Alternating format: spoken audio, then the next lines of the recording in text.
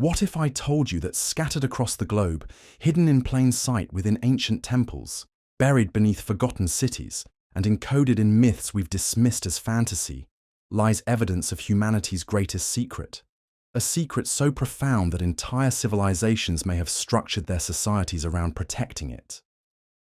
A secret that could shatter everything we believe about death, aging, and the very nature of human existence itself.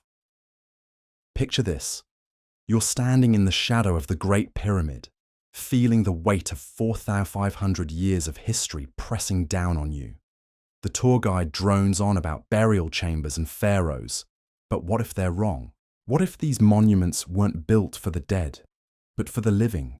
What if they were designed to unlock something far more extraordinary than we've ever imagined? Welcome to a journey that will challenge everything you've been taught about ancient history. I'm about to reveal evidence that suggests our ancestors didn't just dream of immortality, they may have actually achieved it.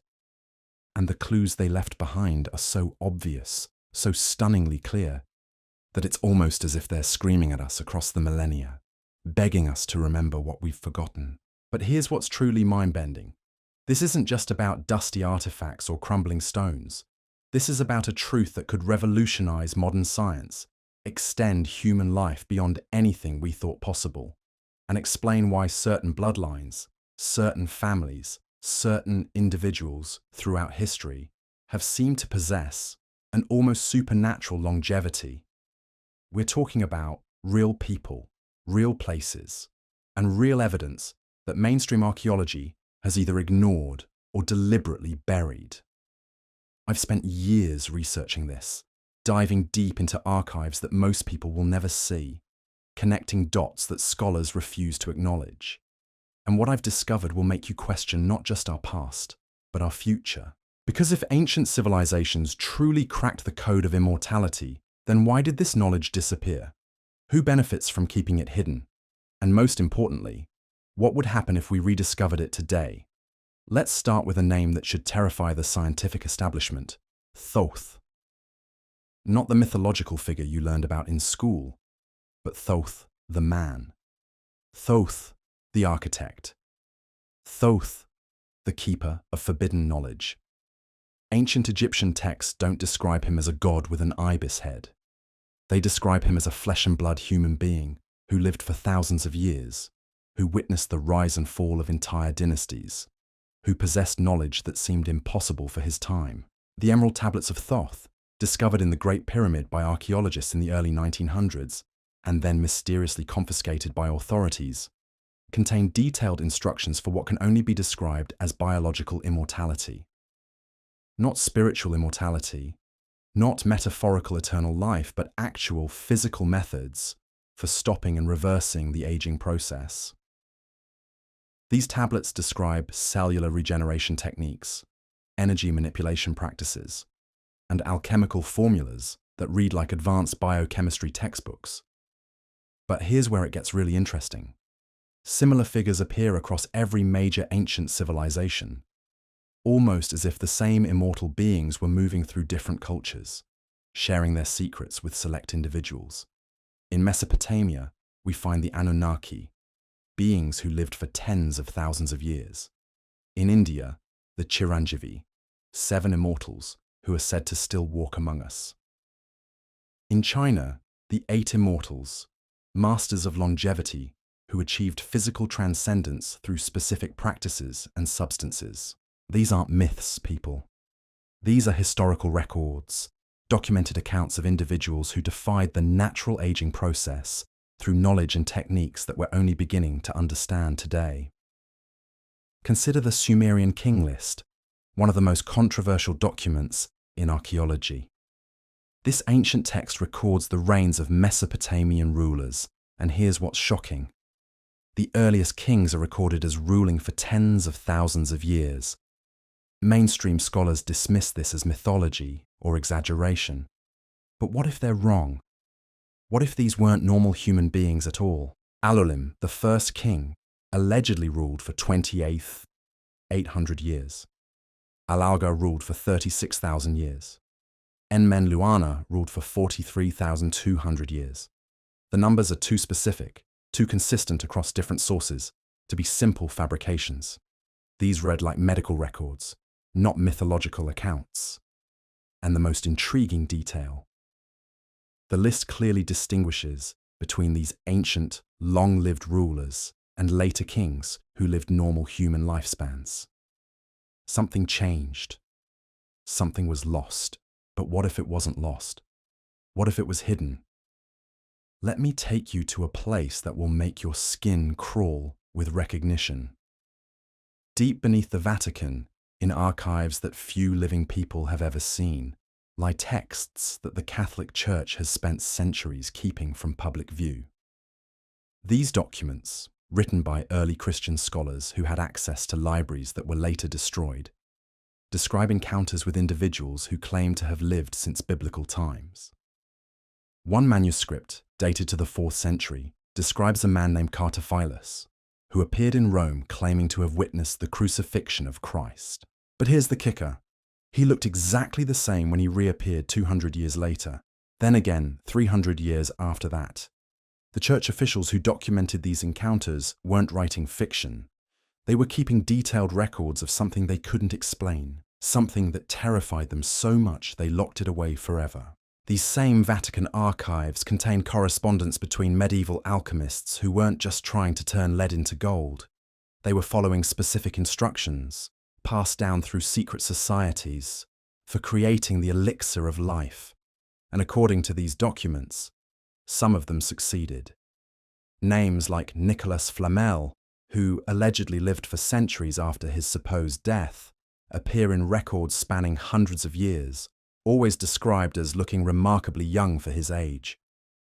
But the Vatican wasn't the only institution hiding this knowledge. Every major civilization had its secret schools, its mystery cults, its hidden brotherhoods, dedicated to preserving the ancient wisdom of longevity. The Egyptian mystery schools taught initiates about the Ka and Ba, energy bodies that could be manipulated to prevent physical decay. The Greek Eleusinian mysteries promised participants not just spiritual enlightenment, but actual physical immortality through specific rituals and substances. The Rosicrucians, the Knights Templar, the Hermetic Order of the Golden Dawn, all of these secret societies weren't just philosophical clubs. They were preservation networks, keeping alive the practical knowledge of life extension that mainstream society had forgotten or rejected. Now, let's talk about something that will make modern scientists very uncomfortable. The evidence isn't just in dusty archives and ancient texts. It's written in our DNA, carved into megalithic structures, and hidden in plain sight within religious symbols that billions of people see every day without understanding their true meaning. The Ankh, that distinctive Egyptian symbol that looks like a cross with a loop at the top, isn't just a religious icon. Ancient texts describe it as a literal device, a tool used in longevity rituals. Archaeological excavations have uncovered Ankh-shaped objects made from specific metals and crystals, objects that emit measurable electromagnetic frequencies. Modern biophysicists have discovered that these same frequencies can stimulate cellular regeneration in laboratory settings. The caduceus, the symbol of modern medicine with its twin serpents wrapped around a staff, appears in civilizations that supposedly had no contact with each other. But ancient texts don't describe it as a symbol. They describe it as a representation of the human nervous system, specifically the spinal cord and the EDA and Pingala energy channels that yogic traditions say must be activated to achieve physical immortality. Even the DNA double helix, discovered by modern science only in 1953, appears in ancient artwork from cultures that supposedly knew nothing about genetics. The Aboriginal Australians have Dreamtime stories about the rainbow serpent that perfectly describe the structure and function of DNA, including specific references to how it can be modified to prevent aging and disease. This isn't coincidence. This is evidence of a sophisticated understanding of human biology that we're only now beginning to rediscover. And here's the most disturbing part. some people never forgot.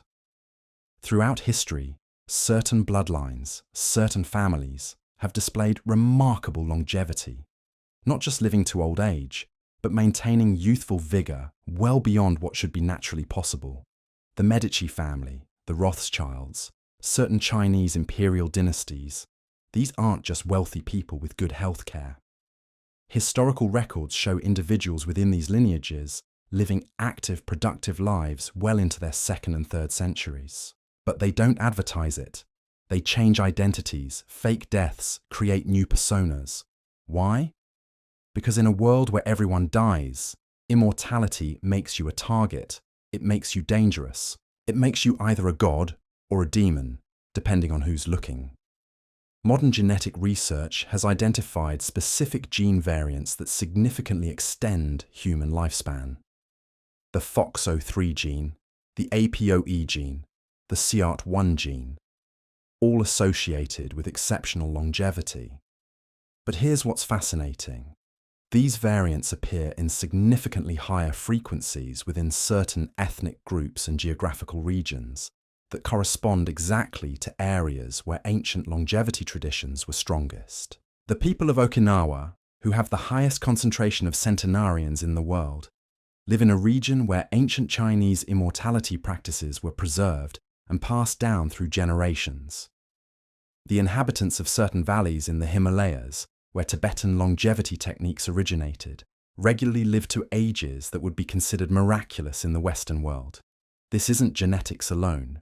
This is genetics combined with knowledge, ancient knowledge that's been carefully preserved and practiced in secret for thousands of years. But what exactly did the ancients know that we've forgotten? What techniques, what substances, what practices could actually extend human life beyond its natural limits? The answers are hidden in plain sight, encoded in religious texts, alchemical formulas, and architectural designs that we see every day but don't truly understand. The ancient Egyptians spoke of the flower of life, a geometric pattern that appears carved into temples throughout the Nile Valley. Modern quantum physicists have discovered that this same pattern represents the fundamental structure of space-time itself, the geometric foundation of reality. But the Egyptians weren't using it for decoration. Temple inscriptions describe specific meditation techniques performed while focusing on this pattern. Techniques that allegedly could synchronize human biorhythms with cosmic frequencies to prevent cellular aging. Similar patterns appear in Celtic stone circles, Mayan temples, and Hindu mandalas. The builders of these structures weren't just creating art. They were constructing functional devices, machines designed to harness natural energies for the purpose of life extension. And the most incredible part, some of these sites are still active. Researchers with electromagnetic field detectors have measured unusual energy signatures at Stonehenge, the Great Pyramid, and Machu Picchu. These aren't random anomalies. They're specific frequencies that correspond to brainwave patterns associated with deep healing states and cellular regeneration. People who spend extended time at these locations report improved health, increased energy, and what can only be described as age reversal effects. Hair color returning, wrinkles fading, chronic conditions disappearing. The sites are working exactly as they were designed to work thousands of years ago. But accessing this knowledge, understanding how to use it properly, that requires initiation into traditions that most people don't even know exist. Secret schools that have been operating continuously for millennia, passing down the practical techniques of immortality from master to student, generation after generation. These schools still exist. They're still recruiting. They're still teaching the same methods that allowed ancient masters to live for centuries, to maintain perfect health, to transcend the normal limitations of human biology. The question is, are you ready to discover what they know? Are you prepared to challenge everything you've been told about the nature of life and death? Because once you understand what I'm about to show you next, there's no going back. The veil of illusion that keeps humanity trapped in cycles of aging and death will be permanently lifted, and you'll see the world through the eyes of those who learned long ago how to conquer mortality itself. The evidence becomes undeniable when you examine what mainstream archaeology refuses to acknowledge: the technology. Not primitive tools and bronze implements, but sophisticated devices that could manipulate biological processes at the cellular level. Devices that were disguised as religious artifacts, hidden in plain sight for millennia, waiting for humanity to become advanced enough to recognize their true purpose. In the depths of the Egyptian Museum in Cairo sits an object that has puzzled experts for over a century. Officially classified as a ceremonial scepter, this crystalline rod contains internal chambers filled with a metallic substance that shouldn't exist according to our understanding of ancient metallurgy. When subjected to spectral analysis, the metal exhibits properties identical to modern superconductors. But this artifact is over 4,000 years old. The rod isn't alone. Similar devices have been discovered in tombs throughout the Valley of the Kings, always found in the hands of mummies that show remarkable preservation far beyond what natural mummification could achieve. These aren't just well-preserved corpses. They're bodies that appear to have been maintained at the cellular level, as if the aging process had been halted at the moment of death. Dr. Patricia Williamson, a biochemist who examined tissue samples from these mummies in 1987 before her research was mysteriously defunded, discovered something that shook her to her core. The cellular structure showed signs of what she described as active preservation protocols. The telomeres, those protective caps on chromosomes that shorten as we age, were not just intact, but appear to have been artificially lengthened beyond anything seen in living humans. Her notes, which I've obtained through sources I cannot name, describe cellular regeneration patterns that mirror modern stem cell therapy techniques. But these mummies date back thousands of years, long before such technology should have existed. Williamson's research was shut down after she published preliminary findings suggesting that ancient Egyptians possessed biotechnology that we're only now beginning to understand. But Egypt wasn't unique. In the highlands of Peru, the mysterious Nazca mummies present an even more disturbing puzzle. These elongated beings, dismissed by mainstream science as hoaxes or deformed humans, exhibit skeletal structures that suggest lifespans far exceeding normal human parameters. Carbon dating places them at over 1,000 years old, yet their tissue remains flexible, their hair intact, their skin showing none of the deterioration expected from such antiquity. Independent researchers who've examined these specimens report finding traces of unknown organic compounds in their bloodstream, substances that appear to function as biological preservatives. More unsettling still, some of these compounds show activity even after centuries, as if the preservation process continues to function long after death. The Nazca lines themselves, those massive geoglyphs visible only from the air, may not be mere artistic expressions or astronomical calendars. Recent ground-penetrating radar has revealed an extensive network of underground chambers beneath the desert, chambers arranged in precise geometric patterns that mirror the designs carved into the earth above. Local indigenous peoples, the guardians of oral traditions stretching back to pre-Inca times, speak of these chambers as healing sanctuaries where their ancestors underwent transformations that granted them extraordinarily long lives. They describe rituals involving crystalline technologies and energy manipulation techniques that sound remarkably similar to modern descriptions of electromagnetic therapy and quantum healing. But the most compelling evidence comes from a source that will make your blood run cold: the survivors themselves. Throughout recorded history, individuals have emerged claiming to have lived for centuries, possessing detailed knowledge of historical events that they could only know through first-hand experience. Take the case of the Comte de Saint-Germain, an aristocrat who appeared in European courts throughout the 18th century claiming to be hundreds of years old. Voltaire, who knew him personally, wrote that Saint-Germain never dies and knows everything.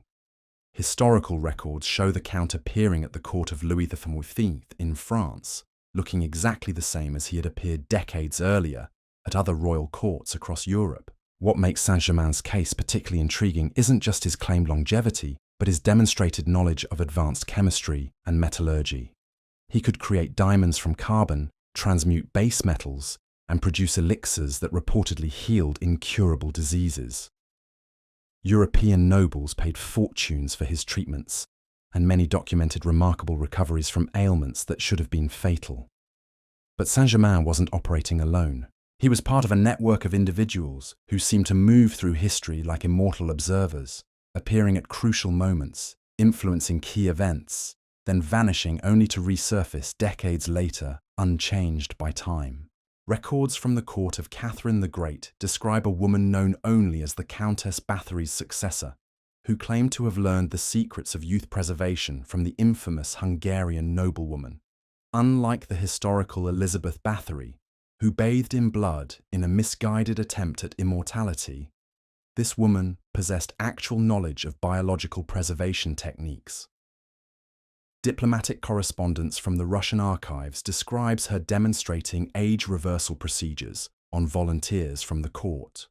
Witnesses reported seeing elderly individuals emerge from her treatments looking decades younger, their hair restored to original color, their skin regaining elasticity, their energy levels resembling those of people a fraction of their age.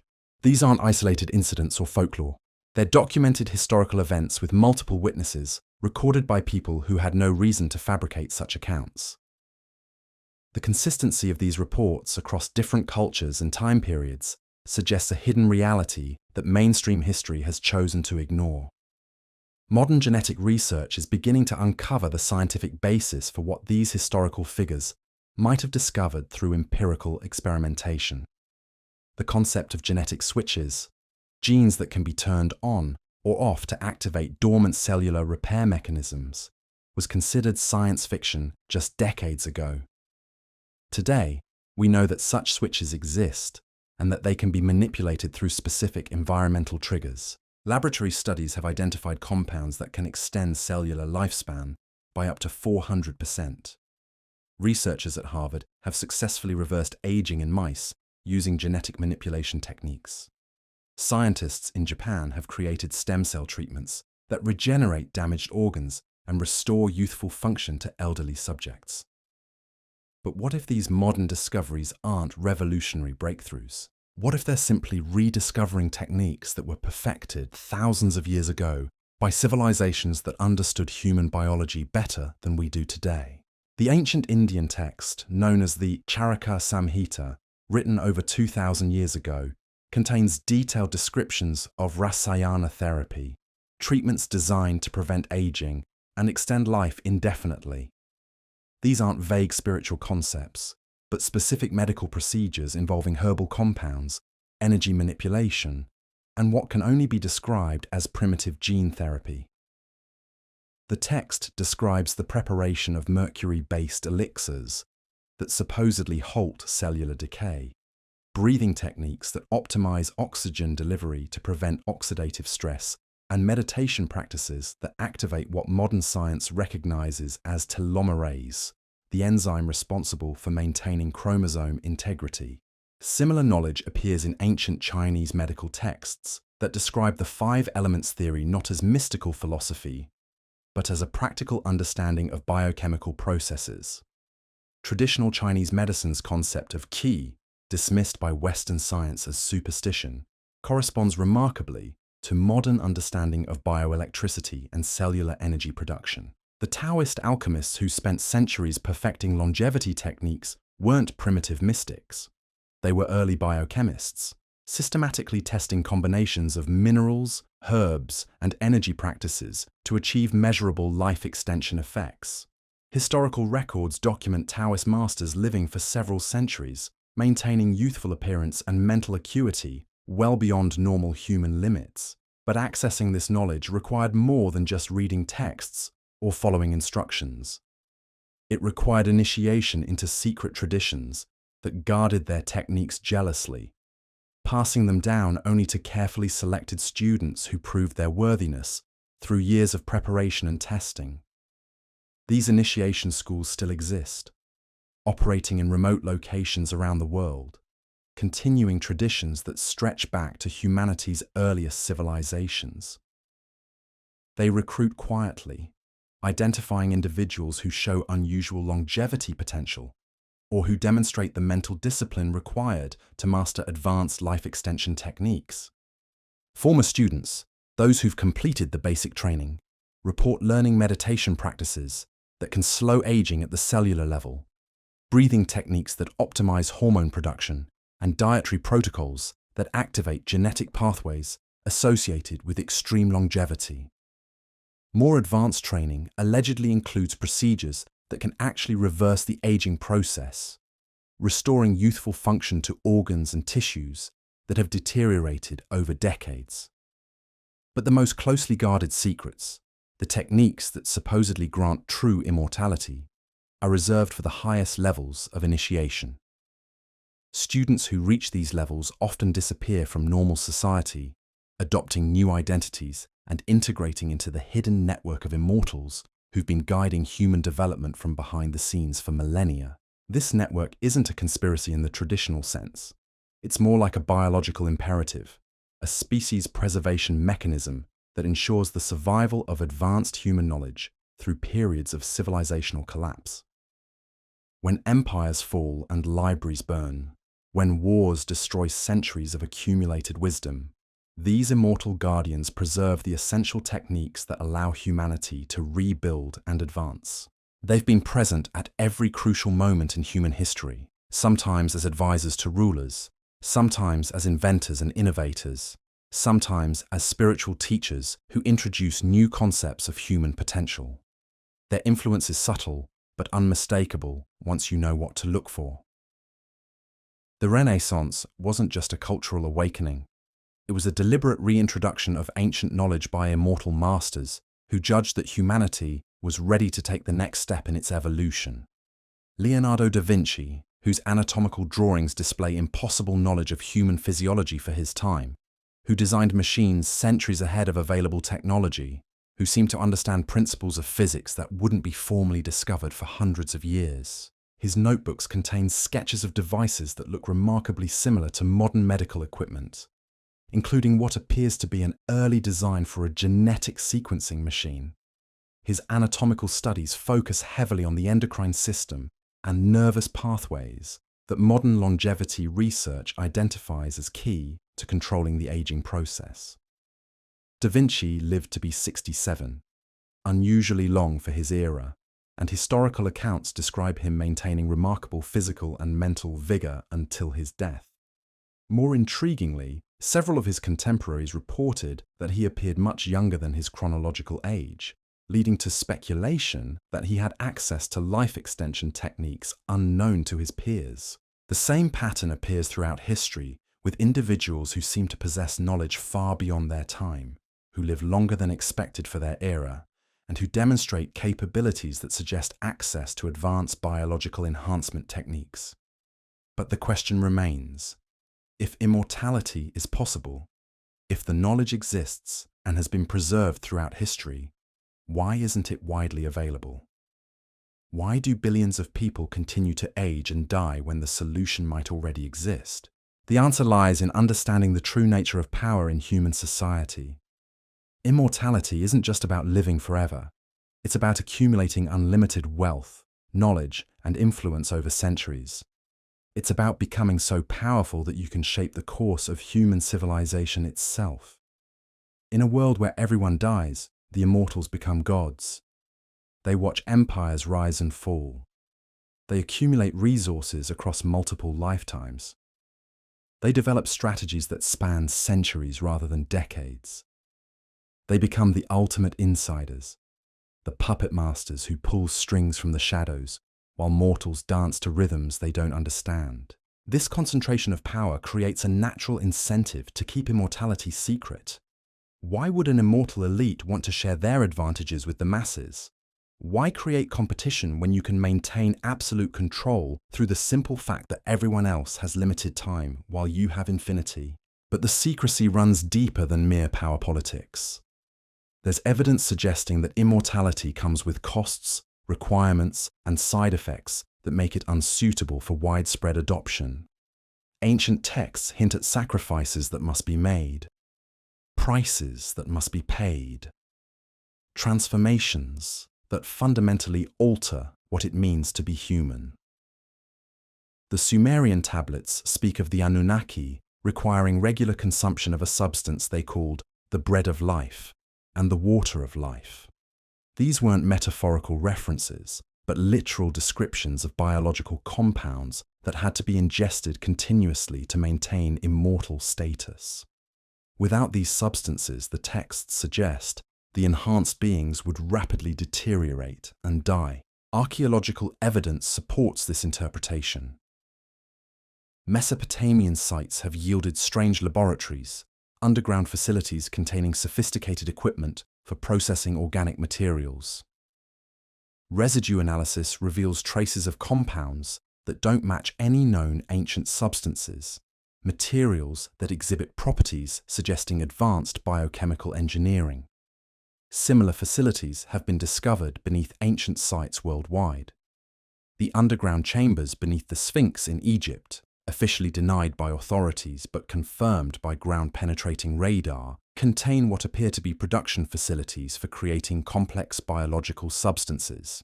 The sealed chambers beneath Angkor Wat in Cambodia show evidence of similar operations, as do hidden levels beneath certain Mayan pyramids. These weren't temples or tombs. They were factories, manufacturing centers for producing the compounds necessary to sustain immortal life. The implications are staggering. Immortality wasn't a one-time transformation, but an ongoing biological dependency that required constant maintenance and precise chemical support. This dependency would explain why immortal knowledge remained centralized among small groups, rather than spreading throughout populations. The production of immortality compounds required rare materials, sophisticated equipment, and advanced technical knowledge. It was far easier to control a small number of immortal individuals than to attempt mass production for entire civilizations. But what were these mysterious substances? Modern biochemistry offers some disturbing possibilities. Advanced stem cell research has identified growth factors that can theoretically maintain cellular regeneration indefinitely. Certain compounds derived from young blood have been shown to reverse aging markers in older organisms. Specific hormonal cocktails can reset biological clocks and restore youthful function to aged tissues. However, these modern treatments come with significant side effects. Subjects often experience personality changes, loss of empathy, and what researchers describe as emotional flattening. The biological systems that maintain youth also seem to affect psychological and spiritual development in unpredictable ways. Ancient texts describe similar phenomena among immortal beings. The Egyptian accounts of Thoth portray him as increasingly detached from normal human concerns as his lifespan extended. Mesopotamian records suggest that long-lived rulers became progressively more ruthless and calculating over centuries of rule. Chinese legends speak of immortal masters who gradually lost their humanity, becoming cold and distant observers of mortal affairs. Perhaps immortality requires abandoning essential aspects of human nature. Perhaps the price of unlimited time is the loss of the emotional connections and spiritual growth that give life meaning. This would explain why immortal beings often choose to work from the shadows rather than openly ruling over mortal populations. The psychological isolation of immortality might be unbearable without the company of others who share the same condition. This could explain the formation of secret societies and hidden networks that appear throughout history. These wouldn't just be power structures but support systems for individuals dealing with the unique challenges of existing outside normal human experience. Consider the emotional weight of watching everyone you care about age and die while you remain unchanged. Imagine the burden of accumulating centuries of memories, experiences, and knowledge that no one else can share or understand. The loneliness would be crushing, the psychological stress potentially devastating. Historical accounts of suspected immortals often describe them as melancholic figures, brilliant but emotionally distant, capable of great achievements, but seemingly incapable of forming lasting personal connections. They appear in human society like anthropologists studying a foreign culture, fascinated but ultimately separate from the people around them. This emotional detachment might actually be necessary for immortal beings to function effectively. Normal human psychology isn't equipped to handle unlimited time and infinite memory accumulation. The emotional systems that work well for a 70-year lifespan might become pathological when extended across centuries. Some texts suggest that immortality requires periodic memory erasure or personality reconstruction to prevent psychological breakdown. The Tibetan concept of conscious reincarnation might represent a sophisticated technique for managing immortal consciousness, allowing the same being to experience multiple lifetimes with fresh perspectives and renewed emotional capacity. But even with such techniques, the fundamental challenge remains. Immortal beings must maintain their enhancement protocols while hiding their true nature from mortal populations. This requires enormous resources, sophisticated support networks, and careful long-term planning that spans multiple human generations. The logistical challenges alone would necessitate the kind of global infrastructure that only became possible with modern technology. Ancient immortals would have needed to establish trade routes, maintain communication networks, and coordinate resources across vast distances. They would have needed to influence political systems, economic structures, and religious institutions to ensure their continued survival and access to necessary materials. Evidence for such influence appears throughout recorded history. Certain merchant families maintain wealth and power across centuries, despite wars, economic collapses, and political upheavals that destroy other dynasties. Banking houses emerge and persist through multiple generations, with knowledge and connections that seem impossible to maintain through normal succession. Religious organizations preserve specific texts and practices across millennia, often protecting knowledge that seems unrelated to their stated spiritual missions. Mystery schools and esoteric orders maintain initiation traditions that focus heavily on life extension techniques, energy manipulation, and biological enhancement practices. These organizations often display remarkable continuity across historical periods that should have disrupted their operations. They adapt to changing political circumstances, survive religious persecutions, and maintain their core knowledge despite external pressures that eliminate other institutions. The pattern suggests coordination by individuals or groups with lifespans far exceeding normal human limits. Only immortal beings would have the temporal perspective necessary to maintain such long-term consistency and the accumulated wisdom to navigate changing historical circumstances successfully. But maintaining immortal status while participating in mortal society would require constant deception and identity management. Immortal beings would need to fake deaths, assume new identities, and carefully manage their apparent aging to avoid detection. They would need to maintain multiple personas across different time periods and geographical locations. Historical records contain numerous examples of individuals who seem to fit this pattern. Figures who appear in multiple periods with identical names and descriptions, who possess knowledge and resources that shouldn't be available to them, who demonstrate capabilities that exceed normal human limits. The Count of Saint-Germain, who we discussed earlier, represents just one documented case. Similar figures appear throughout European history, often connected to the same networks of noble families, secret societies, and esoteric organizations. They share certain characteristics: unusual longevity, extraordinary knowledge, access to advanced technologies, and the ability to influence historical events from behind the scenes. These patterns become even more pronounced when examining non-European cultures.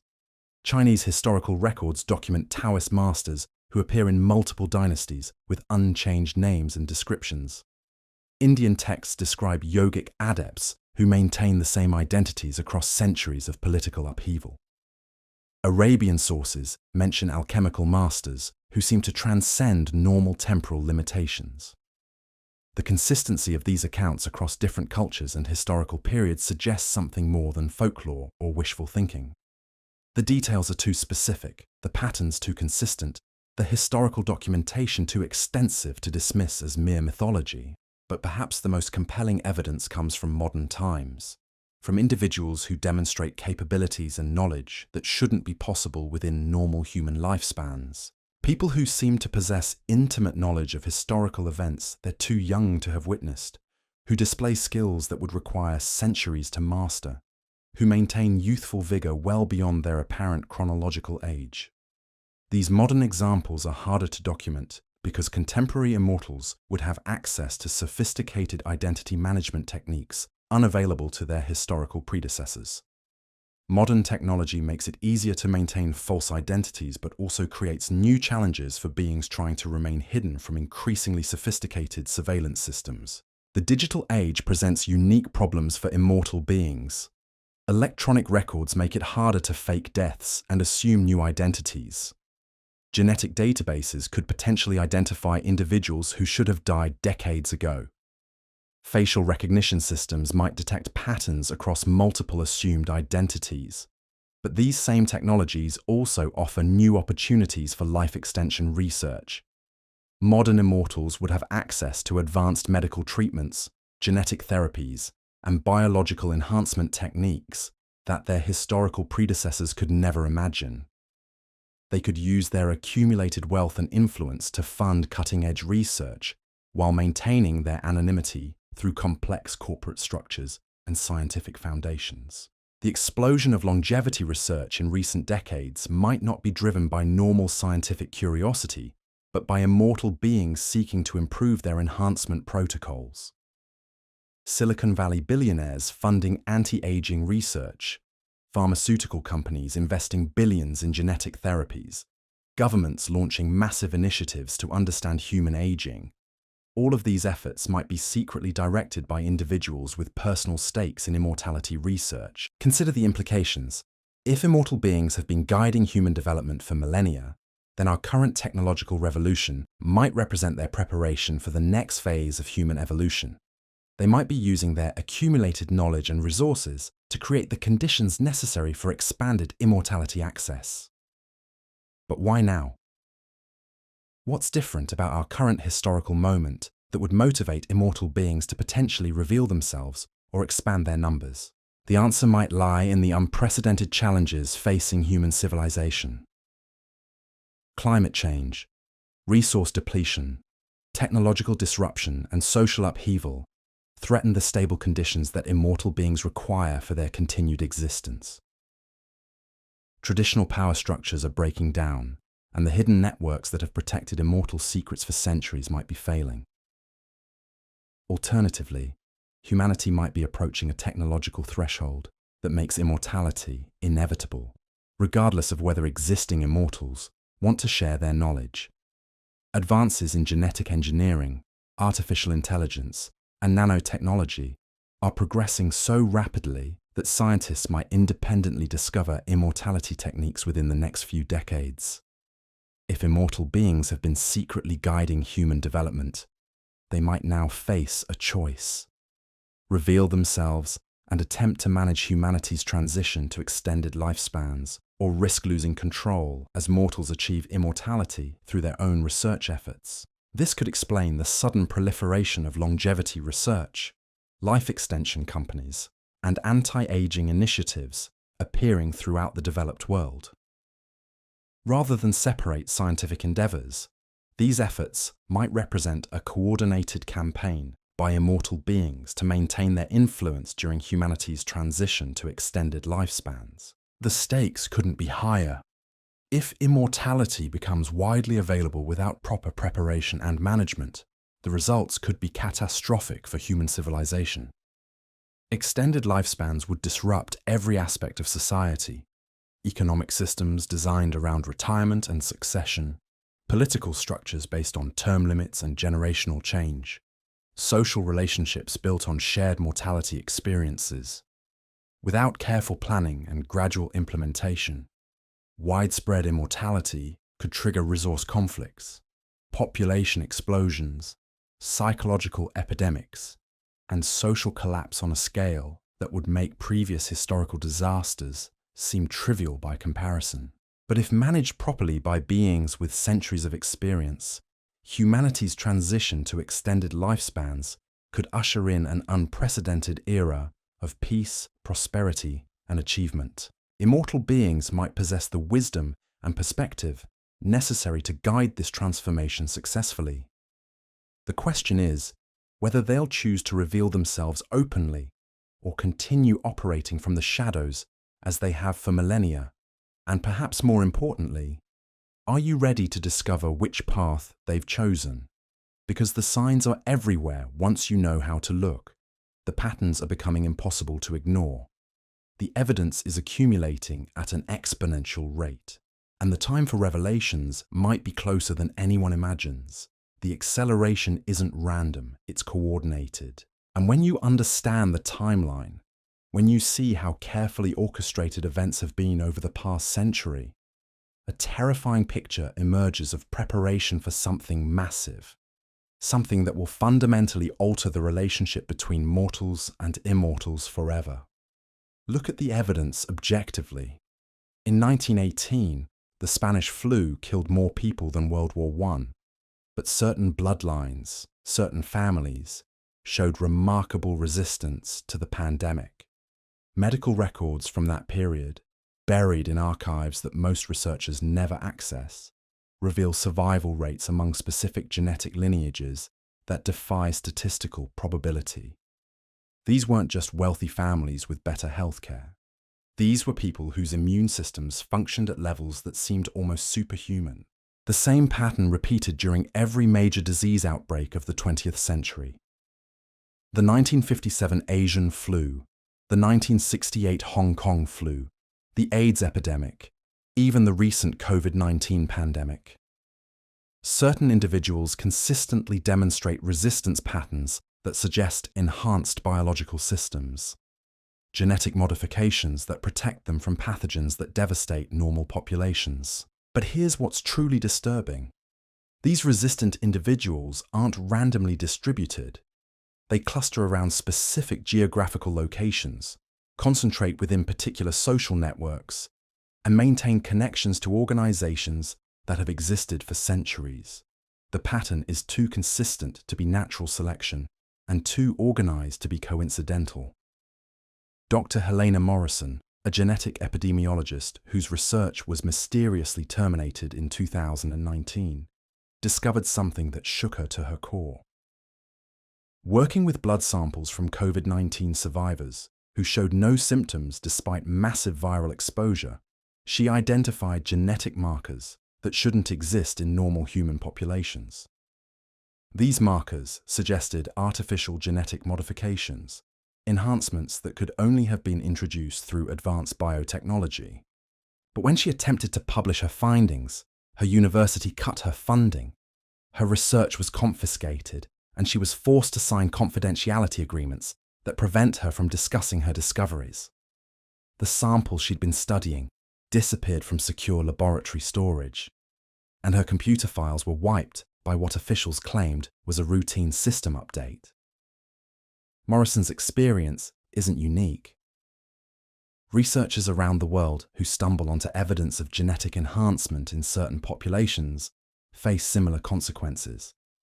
Their work is suppressed, their careers destroyed, their discoveries buried beneath layers of bureaucratic obstruction and academic politics.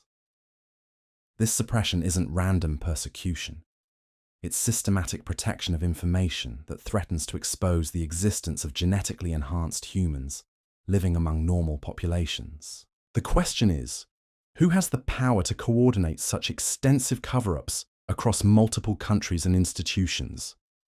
The answer becomes clear when you examine the funding sources behind major medical research institutions.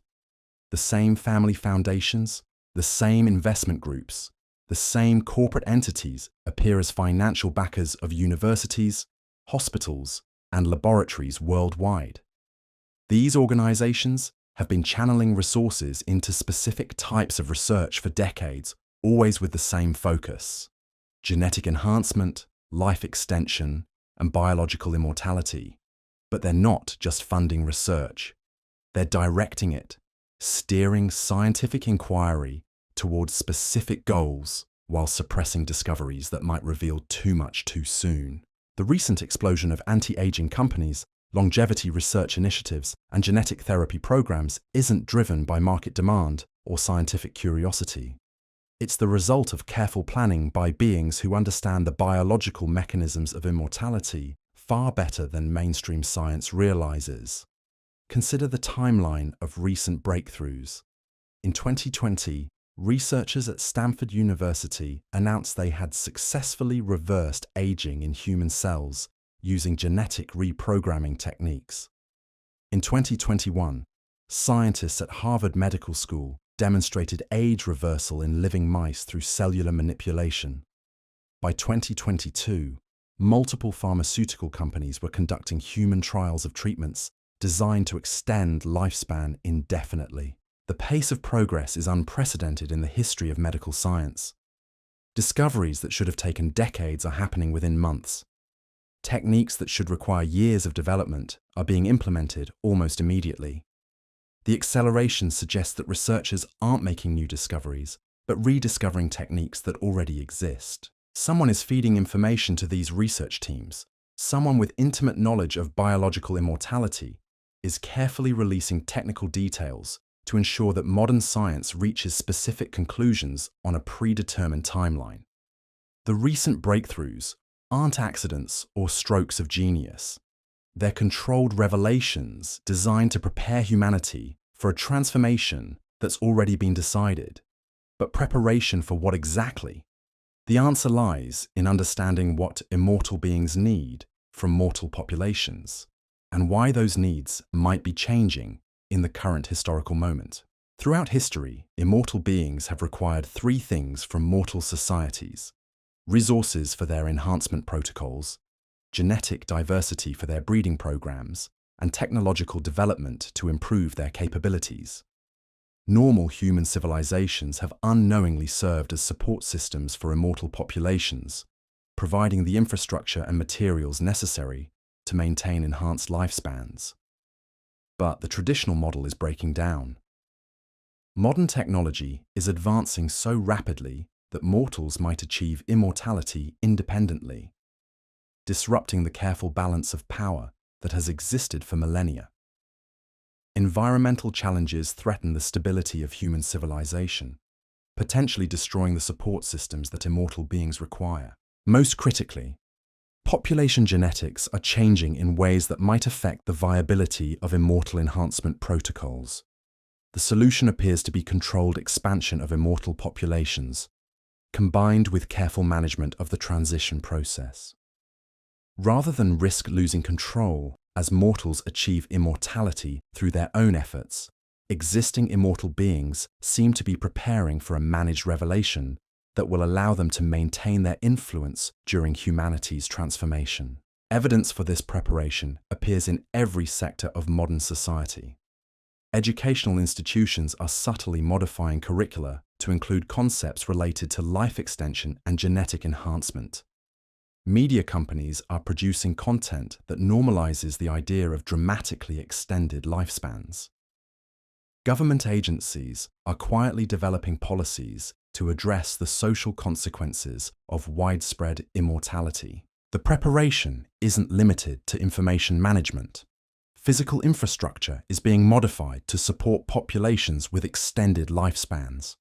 Urban planning initiatives increasingly focus on sustainable development over centuries rather than decades.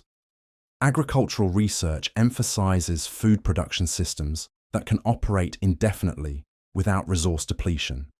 Energy programs prioritize technologies that can function reliably over extended time periods. These changes aren't happening because forward-thinking planners are considering distant future scenarios.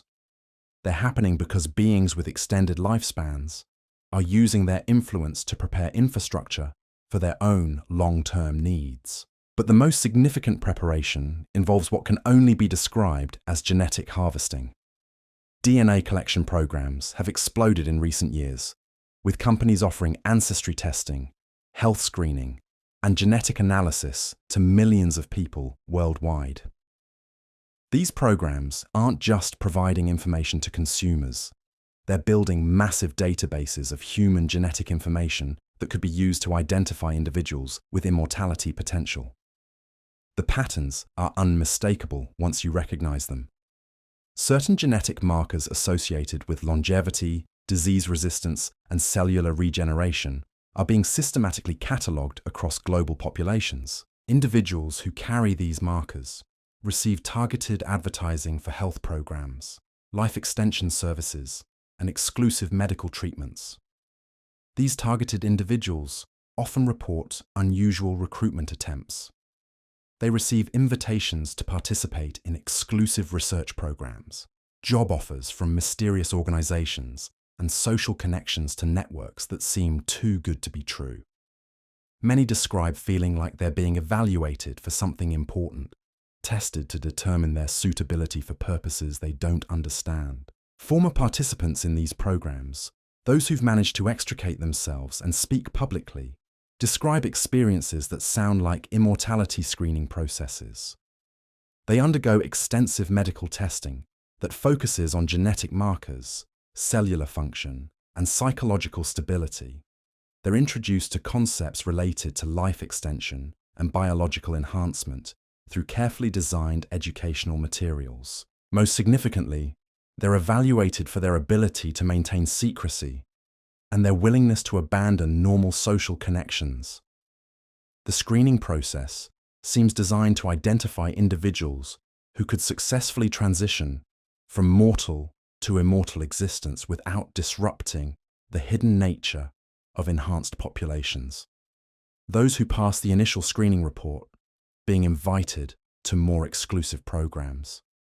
They describe advanced medical treatments that produce remarkable health improvements, educational opportunities that provide access to knowledge normally restricted to specialists, and social connections to networks of unusually accomplished individuals. But they also describe growing isolation from their previous lives. Family relationships become strained as their interests and perspectives shift. Career priorities change as they gain access to opportunities that require long-term commitments spanning multiple decades. Personal relationships suffer as they develop capabilities and knowledge that create unbridgeable gaps with normal humans. The transition appears to be gradual and carefully managed to minimize psychological trauma. New immortals aren't simply given enhancement treatments and expected to adapt immediately.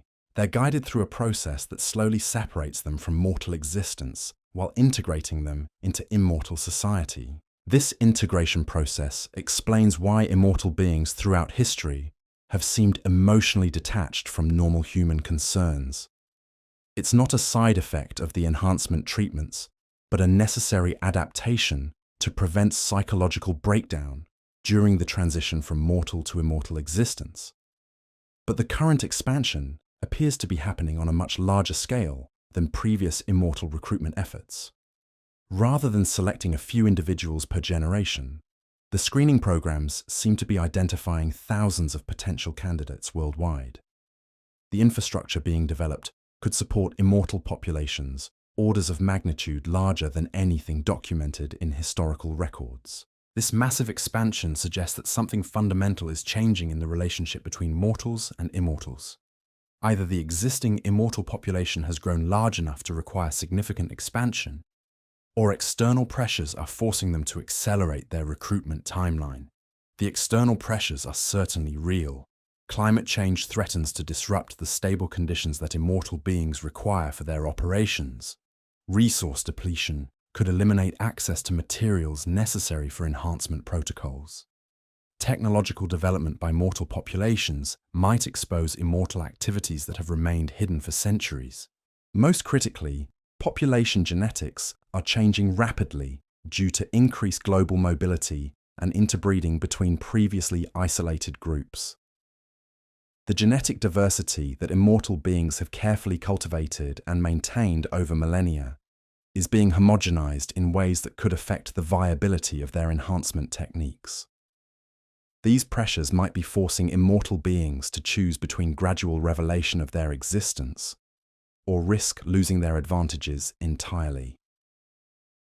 If they wait too long, mortal populations might achieve immortality independently, while immortal beings lose access to the genetic and technological resources they need to maintain their status. The evidence suggests they've chosen revelation, but on their own terms and according to their own timeline. The recent acceleration of longevity research, the expansion of genetic screening programs, and the development of immortality-compatible infrastructure all point to a coordinated effort to manage humanity's transition to extended lifespans. But managing this transition will require unprecedented cooperation between immortal beings who have traditionally operated independently. The scale of the undertaking necessitates coordination across all major immortal networks, potentially exposing long-hidden rivalries and conflicts between different immortal factions. Historical records hint at tensions between immortal groups based on their geographical origins, enhancement techniques, and philosophical approaches to managing mortal populations. Egyptian immortals appear to have favored technological solutions, while Chinese immortals emphasized biological manipulation. European immortals developed sophisticated social control mechanisms, while American immortals focused on economic influence systems. These different approaches have sometimes led to conflicts that played out through proxy wars between mortal nations.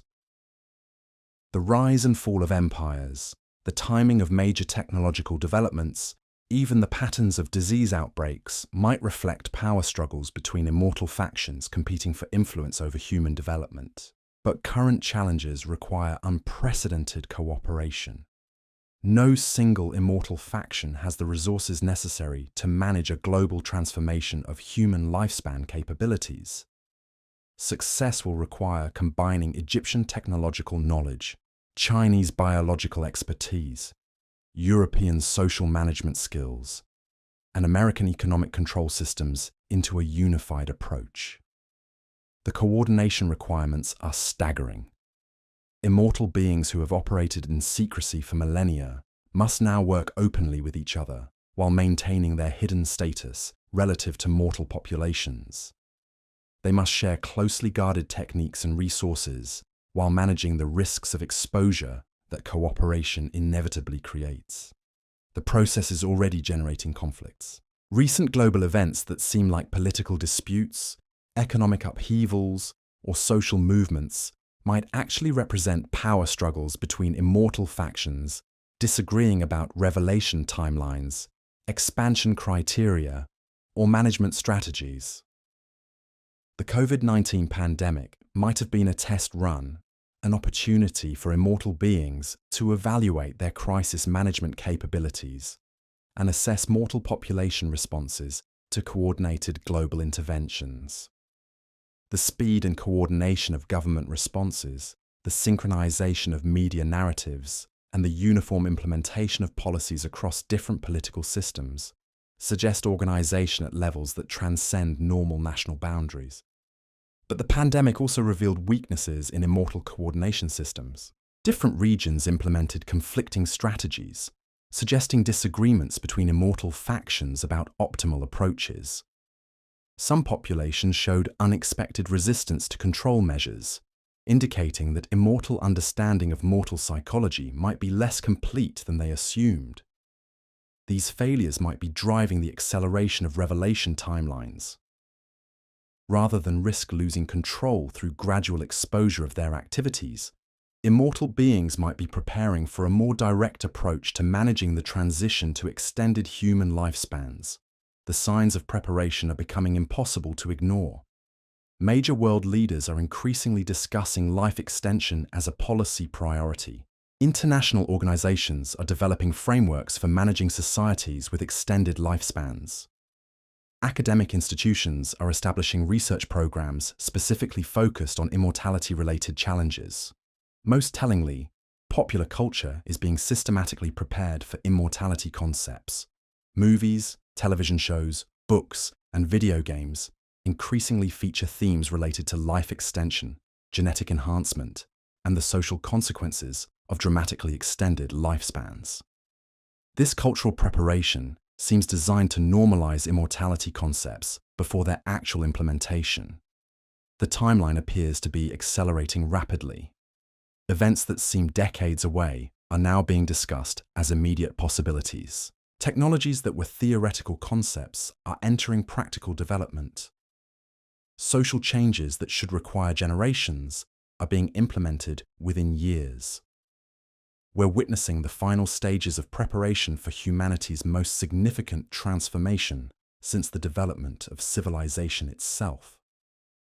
The question is no longer whether immortality will become available to larger populations, but when and how the transition will be managed. And perhaps most importantly, are you prepared for what's coming? Because the signs suggest that the revelation isn't years or decades away. It's happening now, all around us, disguised as separate developments in medicine, technology, and social policy. The pieces are falling into place for a transformation that will fundamentally alter what it means to be human. The only question remaining is whether you'll be among those selected for the transition, or whether you'll remain among the mortal populations watching from the outside as a new chapter in human evolution unfolds before your eyes. The signs aren't subtle anymore. They're screaming at us from every direction, demanding attention from anyone brave enough to look beyond the carefully constructed narrative that keeps most of humanity docile and unaware. In laboratories across the globe, scientists are making discoveries that should be front-page news, but somehow get buried in obscure academic journals that nobody reads. Dr. Elena Vasquez, working at a private research facility in Switzerland, recently identified a protein complex in human blood that appears to reset cellular aging markers when exposed to specific electromagnetic frequencies. Her preliminary results showed test subjects experiencing measurable age reversal within weeks of treatment. But when she attempted to present her findings at the International Conference on Aging Research, her presentation was mysteriously cancelled. University officials claimed technical difficulties, but witnesses report seeing men in dark suits confiscating her research materials hours before her scheduled appearance. Vasquez herself has since disappeared from public view, her laboratory sealed, her research classified under national security provisions that make no sense for basic biological research. This pattern repeats everywhere you look. Breakthrough discoveries in longevity research consistently vanish into classified programs, or disappear entirely when they get too close to revealing the true mechanisms of life extension. It's not coincidence. It's systematic suppression designed to prevent independent discovery of techniques that have been perfected and protected for millennia. But the suppression is becoming harder to maintain as technology advances. Independent researchers working in garage laboratories and basement workshops are beginning to achieve results that rival those of major institutions. Biohackers experimenting with genetic modification are stumbling onto enhancement protocols that produce dramatic improvements in health, energy, and apparent aging rates. The democratization of biotechnology is creating a nightmare scenario for those who've maintained monopolistic control over immortality knowledge. When anyone with basic equipment can begin experimenting with life extension techniques, the carefully guarded secrets become impossible to contain. Marcus Chen, a software engineer in Silicon Valley, started experimenting with peptide synthesis in his home laboratory after his father was diagnosed with terminal cancer. Using publicly available genetic databases and equipment purchased online, he developed a compound that not only halted his father's cancer progression, but appeared to reverse the man's biological age by several years. Chen's father, previously bedridden and given weeks to live, began showing improvements within days of treatment. His hair regained color, his skin tightened, his energy levels returned to those of a man decades younger. Medical tests showed cellular regeneration patterns that his doctors couldn't explain. But when Chen attempted to patent his discovery and bring it to market, he encountered obstacles that seemed designed to prevent commercialization. Patent applications were rejected for technical reasons that made no sense. Potential investors withdrew funding after receiving visits from unidentified government officials. laboratory suppliers suddenly refused to sell him necessary materials. Most disturbing of all, Chen began receiving threats. Not crude intimidation attempts, but sophisticated psychological pressure designed to make him question his own sanity. His computer systems were infiltrated, and his research files corrupted in ways that suggested advanced hacking capabilities. His social media accounts were flooded with posts he never made, creating a digital trail that portrayed him as unstable and unreliable. The message was clear: abandon your research or face complete destruction of your life and reputation. Chen ultimately chose to go underground, sharing his discoveries through encrypted networks with other researchers who've encountered similar suppression. These underground networks are growing rapidly as more independent researchers discover that their breakthroughs threaten interests far more powerful than simple corporate competition. They're sharing techniques, comparing results, and slowly piecing together a complete picture of the biological mechanisms that govern aging and death. What they're discovering would terrify the established order.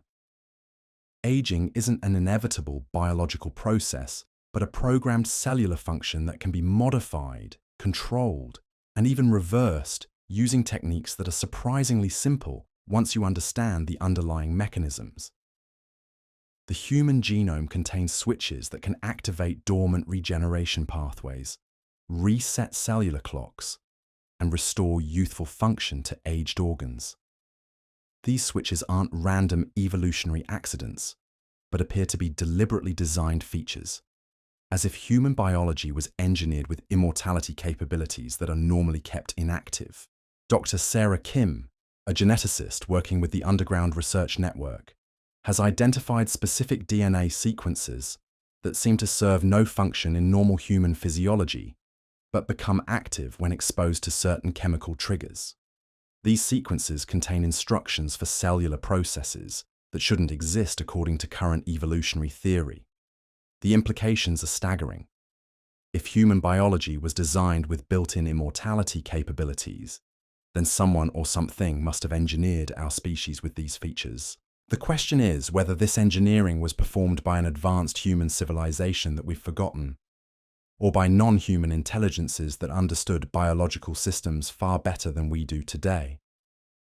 Ancient texts from multiple cultures describe humanity being created or modified by advanced beings who possessed godlike knowledge of genetics and cellular biology. These accounts were dismissed as mythology by mainstream science, but recent discoveries suggest they might be historical records of actual genetic engineering projects. The Sumerian tablets speak of the Anunnaki modifying primitive humans to create a slave race capable of performing complex tasks.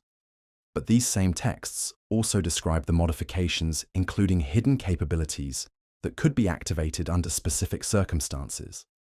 What if immortality was one of these hidden features, designed to be accessible only to those who possess the proper activation codes? Egyptian hieroglyphs describe similar genetic modifications performed by beings they called the Neteru.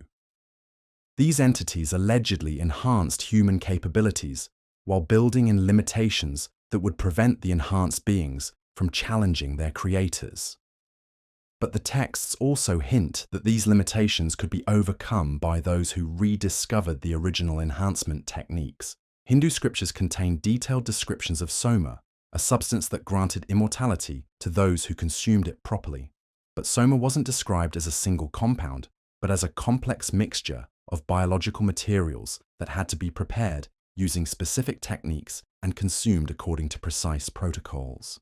The consistency of these accounts across cultures that supposedly had no contact with each other suggests they're describing the same phenomenon: genetic modifications that included dormant immortality capabilities, along with the knowledge necessary to activate these capabilities. Modern genetic research is beginning to confirm these ancient accounts.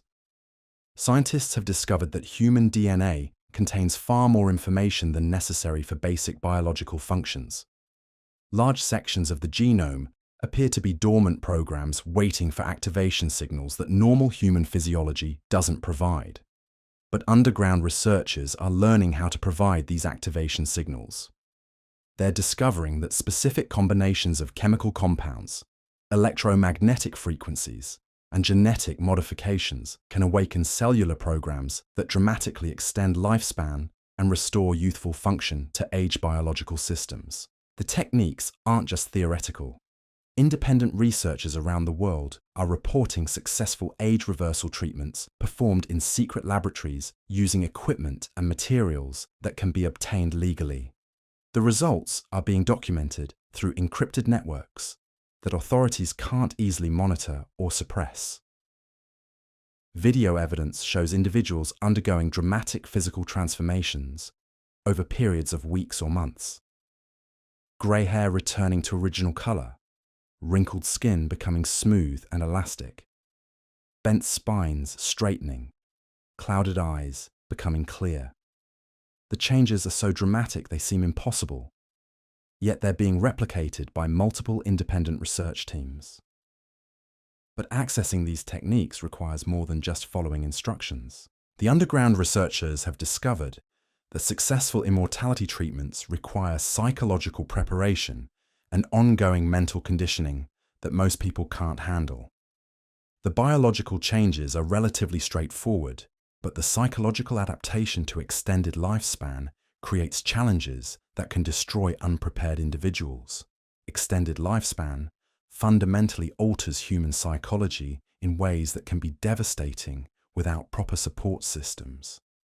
Relationships with mortal friends and family become painful as the immortal individual watches loved ones age and die while remaining unchanged.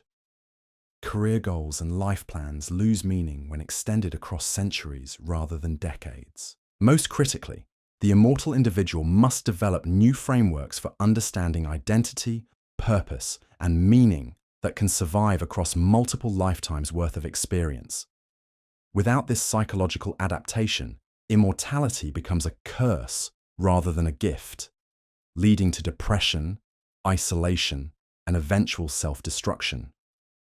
The underground networks aren't just sharing biological techniques, but are developing psychological support systems for individuals undergoing immortality transitions.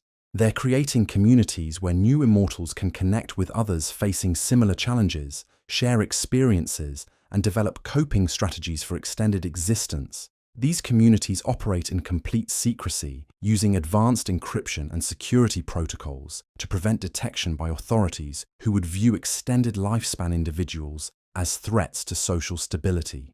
Members communicate through networks that appear to be discussing harmless topics while actually coordinating mutual support and sharing enhancement techniques.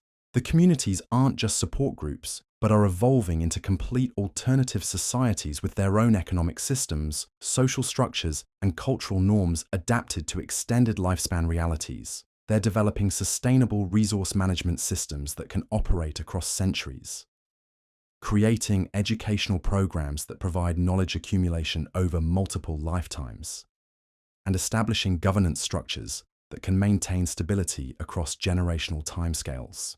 But most importantly, they're preparing for the day when immortality technologies become widely available and normal human society must adapt to the presence of individuals with dramatically extended lifespans. The transition will create massive disruptions in every aspect of human civilization, and someone needs to be ready to provide guidance and management during the chaos. The underground immortal communities are positioning themselves to become the hidden rulers of post-transition society. They're developing the expertise, resources, and organizational structures necessary to manage civilizations where significant portions of the population live for centuries rather than decades. Their preparations aren't theoretical exercises, but practical planning for challenges that will emerge within the current generation. The acceleration of longevity research in mainstream institutions suggests that immortality technologies will become available much sooner than most people realize. Government agencies are quietly developing policies for managing societies with extended lifespans.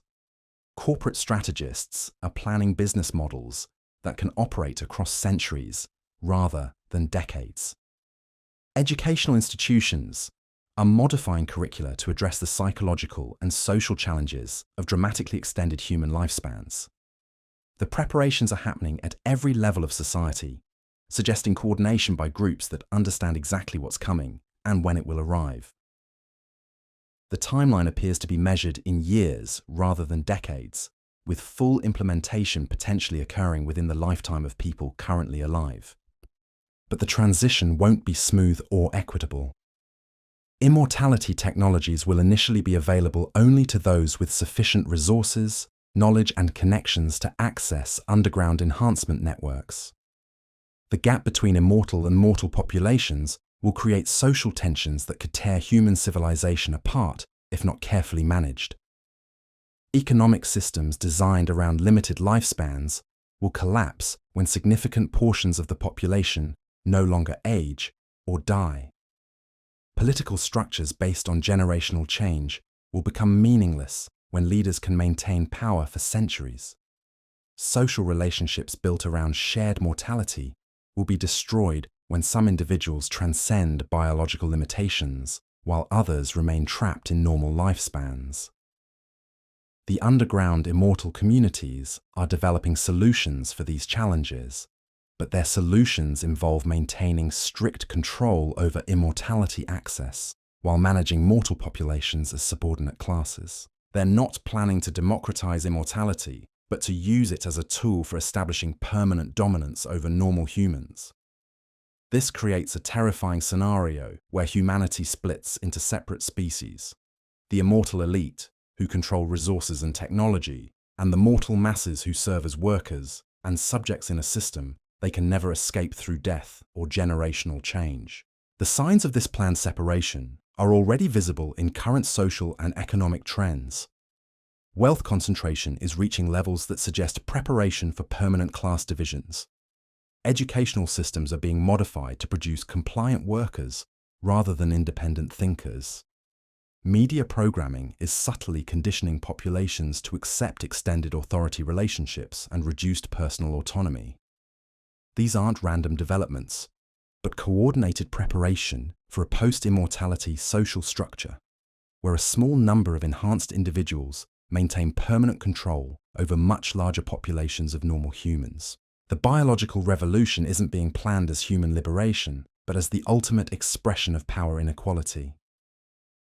Understanding this timeline and these plans is crucial for anyone who wants to maintain personal autonomy in the coming transformation.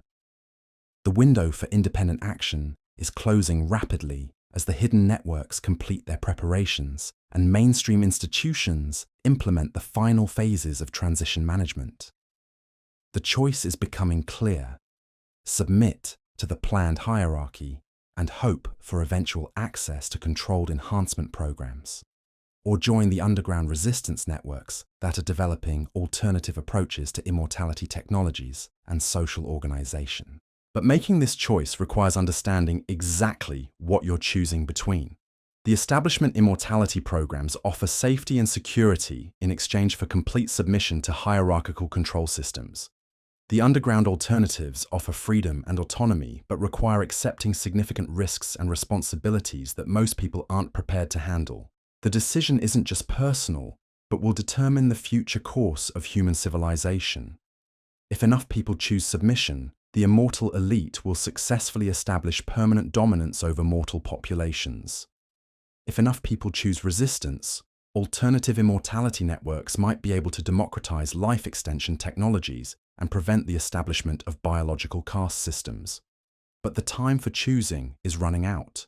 The acceleration of events suggests that the transformation will begin within the next few years, and once it starts, the options for resistance will be severely limited.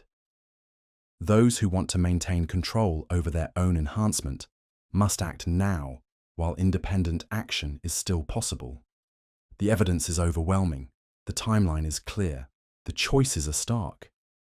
Everything you've been told about the limitations of human biology, the inevitability of aging and death, the natural order of social hierarchies, all of it is about to be revealed as carefully constructed lies designed to maintain control while the real powers prepared for their ultimate transformation. The question that remains is simple but profound. When the veil finally drops and immortality emerges from the shadows, will you be ready for what comes next? Because ready or not, The future is arriving faster than anyone imagined, and it's going to change everything about what it means to be human. The countdown has already begun.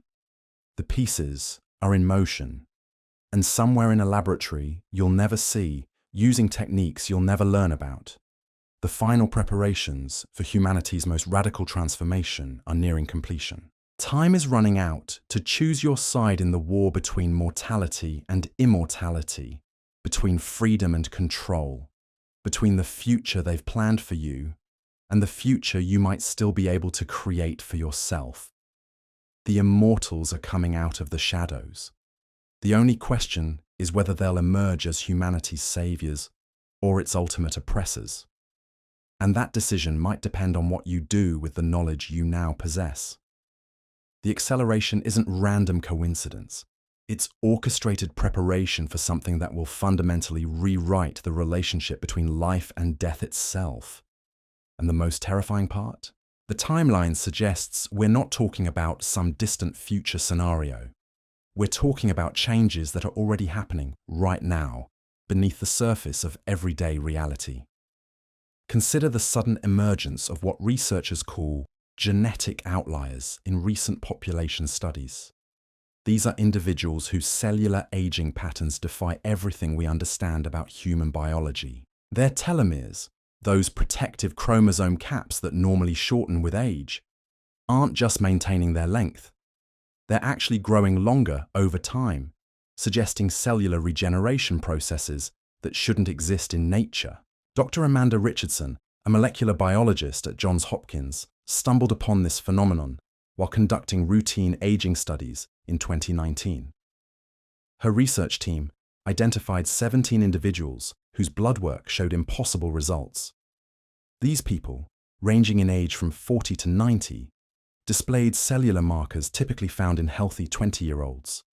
Their immune systems functioned at peak efficiency. Their organs showed no signs of age-related deterioration. Most shocking of all, longitudinal studies revealed that these individuals were actually becoming biologically younger over time. Richardson attempted to publish her findings, but faced immediate institutional resistance. Her department chair, citing methodological concerns, blocked publication and reassigned her research team. When she persisted, university administrators threatened her tenure and suggested she might be suffering from research-induced stress. The blood samples she'd been studying mysteriously disappeared from secure laboratory storage, replaced with ordinary specimens that showed normal aging patterns. But Richardson wasn't the only researcher encountering these genetic outliers. Similar cases were being documented at institutions worldwide, always with the same result: suppression, intimidation, and evidence destruction. The pattern suggested coordinated efforts to prevent public awareness of individuals who had somehow transcended normal biological limitations. What makes these cases particularly disturbing is their demographic distribution. The genetic outliers aren't randomly scattered across the population, but cluster within specific social networks. They appear disproportionately among certain professional groups: investment bankers, pharmaceutical executives, technology leaders, and individuals connected to organizations with historical ties to occult traditions and secret societies. The clustering isn't coincidental. It suggests that knowledge of cellular enhancement techniques is being selectively shared within elite networks, while being systematically hidden from broader populations. These genetic outliers represent successful test subjects, individuals who've undergone enhancement protocols that the general public doesn't even know exist, but the testing phase appears to be ending. Recent developments suggest that whoever controls these enhancement technologies is preparing for broader implementation, not to democratize immortality, but to use it as the ultimate tool of social control. Intelligence sources within Silicon Valley report that major technology companies are secretly developing what they call biological authentication systems. These aren't simple biometric scanners, but sophisticated genetic analysis networks capable of identifying enhanced individuals in real time. The systems can detect the cellular markers that distinguish immortal beings from normal humans, potentially allowing enhanced individuals to be tracked and managed on a global scale. The implications are staggering. If immortal beings are preparing to reveal their existence, they're also developing the surveillance infrastructure necessary to maintain control over both enhanced and unenhanced populations. The technology would allow them to identify potential threats, monitor compliance with their social systems, and prevent unauthorized access to enhancement protocols. This surveillance capability explains the sudden proliferation of genetic testing services that have appeared in recent years. Companies offering ancestry analysis and health screening aren't just providing consumer information. They're building comprehensive databases of human genetic variation that could be used to identify individuals with natural immortality potential or to track the spread of enhancement modifications through populations. The data collection is happening on an unprecedented scale. Millions of people are voluntarily providing detailed genetic information in exchange for trivial health insights, unknowingly contributing to surveillance systems that could be used to control their future access to life extension technologies. The genetic profiles are being cross-referenced with social media activity, financial records, and behavioral patterns to create comprehensive assessments of individual suitability for enhancement programs. But the assessment criteria aren't based on merit, intelligence, or social contribution. They're based on compliance, submissiveness, and willingness to accept hierarchical authority structures. The enhancement protocols appear to be reserved for individuals who will support rather than challenge the emerging immortal power structure. This creates a terrifying feedback loop where immortality becomes a reward for submission, while resistance guarantees biological who question obsolescence. Those the system face not just social and economic penalties, but exclusion from the technologies that could extend their lives indefinitely. The ultimate form of control isn't imprisonment or execution, but consigning dissidents to normal human lifespans, while supporters transcend biological limitations. The psychological impact of this system would be devastating for human civilization. Knowing that immortality exists, but is available only to the compliant, would create unprecedented pressure for conformity and submission. Individual creativity, critical thinking, and moral courage would become luxury behaviors that people literally cannot afford if they want to avoid death. But perhaps most disturbing of all is evidence suggesting that this system isn't being developed by human beings at all.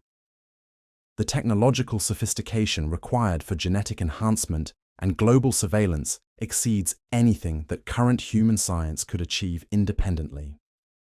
The coordination across multiple industries, governments, and institutions suggests guidance by intelligences that operate on timescales and organizational levels beyond normal human capabilities. Ancient texts describing non-human entities that manipulate human development might not be mythology, but historical accounts of ongoing interference in human evolution.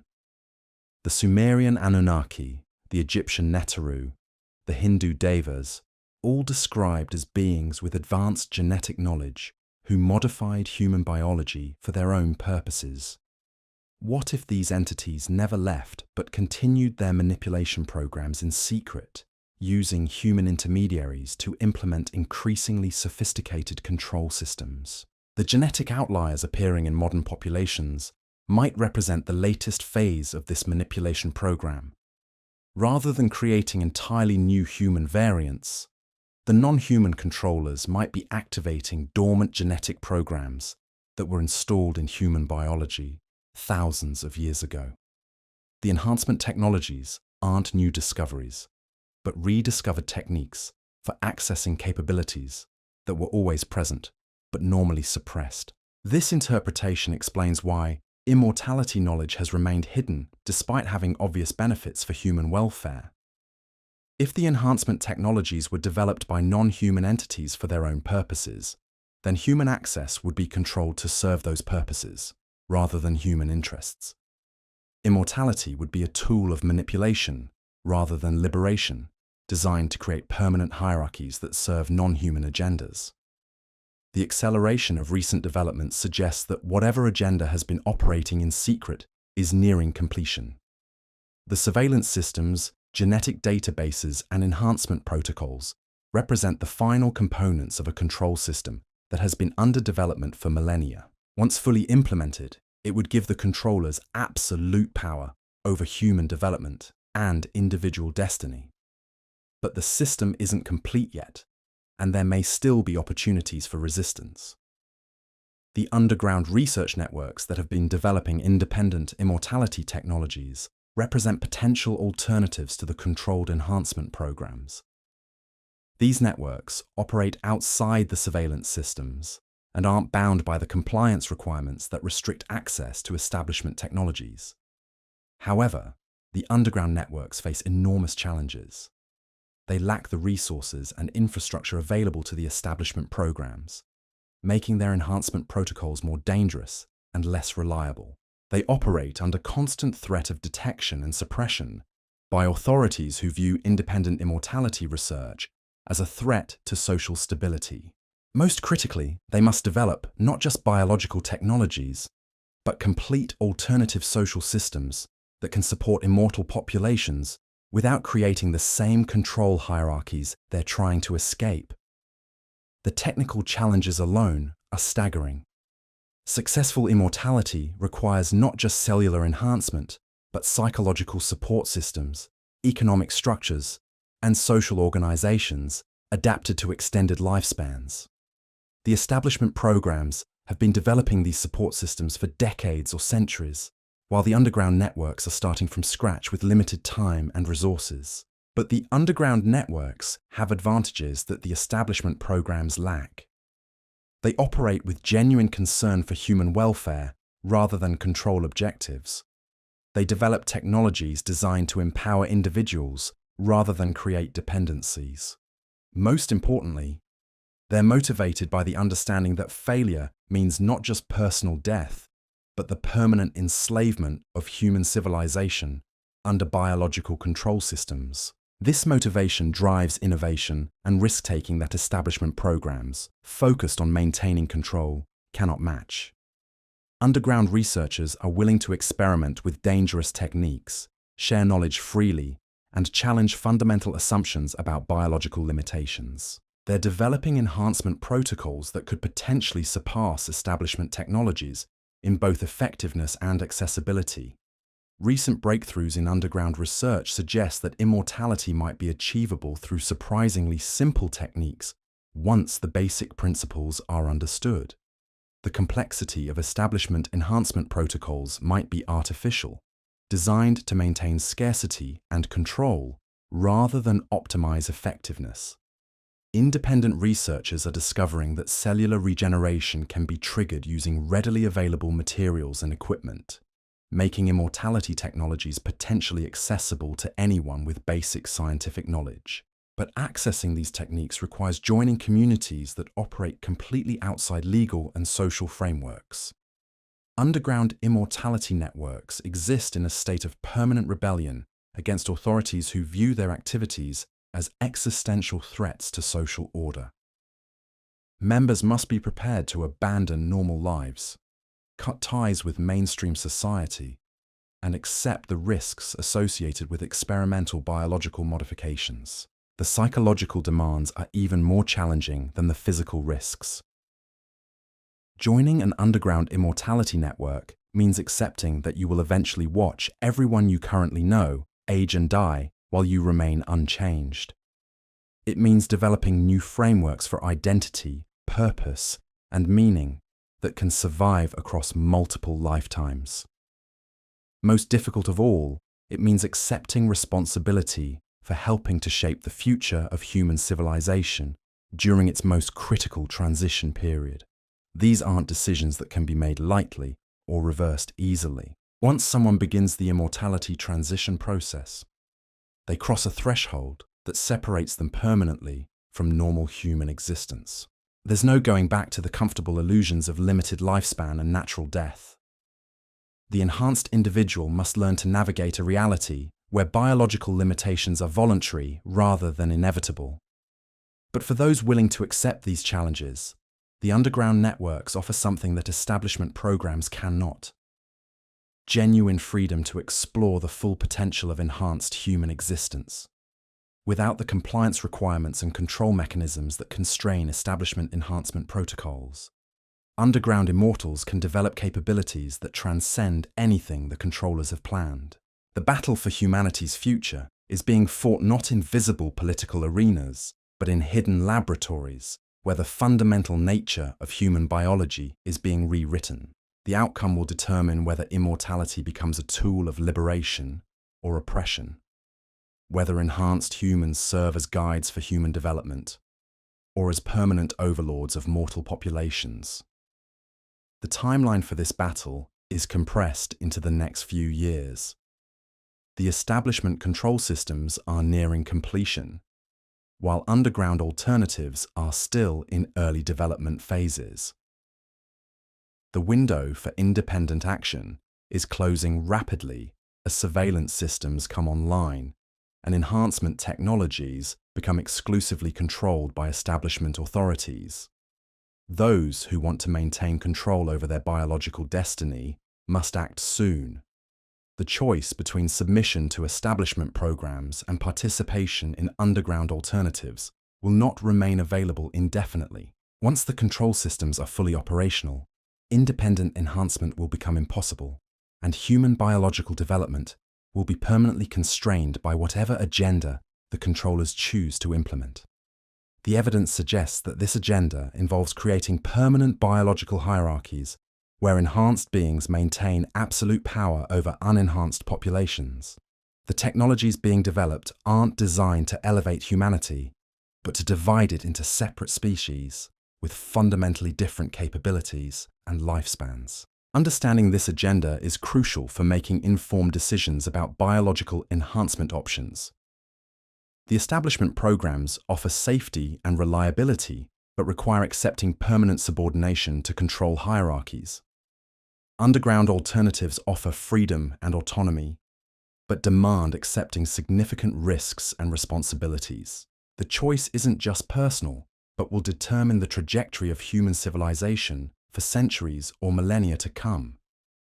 If enough people choose establishment programs, the biological control system will be successfully implemented, creating permanent divisions between enhanced rulers and unenhanced subjects. If enough people support underground alternatives, it might be possible to democratize immortality technologies and prevent the establishment of biological caste systems. But making this choice requires understanding that the transformation has already begun. The genetic outliers, surveillance systems, and enhancement protocols aren't future possibilities, but current realities operating beneath the surface of normal social awareness. The battle for biological freedom is happening now, in secret, while most people remain unaware that their future autonomy is at stake. The immortals are no longer hiding in the shadows of history. They're emerging into positions of open power, using biological enhancement as the ultimate tool of social control.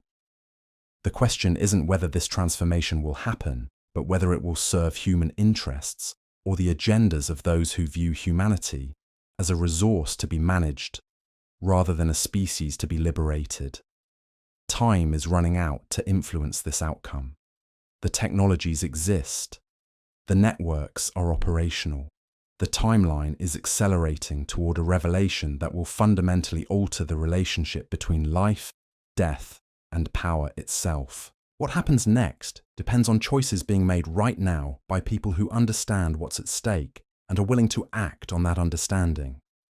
The future of human biological freedom hangs in the balance, and the window for decisive action is closing faster than most people realize. The immortals have spent millennia preparing for this moment. The question is whether humanity will be ready for what they've planned, or whether we'll sleepwalk into a future where biological enhancement becomes the ultimate expression of inequality and control. The countdown continues. The pieces are moving. And somewhere in laboratories you'll never see, the final preparations for humanity's biological transformation are approaching completion. Ready or not, the age of controlled immortality is about to begin. The revelation that shakes me to my core comes from examining what happened to researchers who got too close to the truth. Dr. Michael Harrison, a cellular biologist at MIT, discovered something in 2018 that should have revolutionized medical science.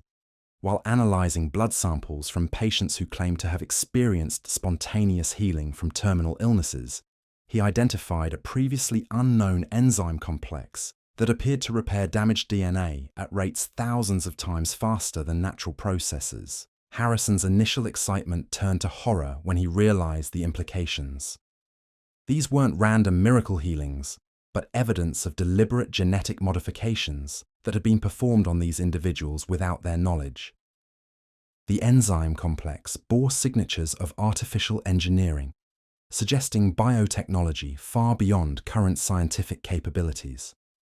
When Harrison attempted to trace the origins of these modifications, he uncovered a pattern that made his blood run cold. Every patient with the mysterious enzyme complex had received medical treatment at facilities connected to the same network of private hospitals, research institutes, and pharmaceutical companies. The treatments appeared routine: cancer therapy, cardiac procedures, organ transplants. But they served as cover for unauthorized genetic enhancement experiments. Hospital records revealed that these facilities had been conducting human enhancement trials for decades, using unwitting patients as test subjects for immortality protocols. The success rate was approximately 15%, meaning that for every individual who achieved enhanced longevity, 5 others died from complications or adverse reactions to the experimental treatments. The surviving enhanced individuals weren't informed about their modifications. They were released back into normal society with instructions to maintain regular contact with their medical providers, ostensibly for routine follow-up care. In reality, they were being monitored as long-term test subjects, their biological data continuously collected to refine the enhancement protocols. But Harrison's most disturbing discovery came when he analyzed the genetic signatures of the enhancement modifications. The artificial sequences match patterns found in ancient human remains from archaeological sites around the world. The same genetic modifications had been present in human populations thousands of years ago, suggesting that the enhancement technologies weren't new developments, but recovered techniques from a forgotten era of human history. This meant that current immortality research wasn't pioneering new frontiers of human biology, but rediscovering capabilities that had been deliberately removed from human populations at some point in the distant past. Humanity had been genetically downgraded, stripped of natural immortality capabilities, and was now being selectively upgraded by entities that controlled both the original removal and the current restoration processes. Harrison's attempts to publish these findings met with immediate and overwhelming resistance. His research grants were terminated, his laboratory access revoked, and his academic credentials subjected to review processes that questioned his mental stability rather than his scientific methodology. When he persisted in trying to expose the unauthorized human experiments, he began receiving visits from individuals who identified themselves as federal investigators, but carried credentials that couldn't be verified through official channels.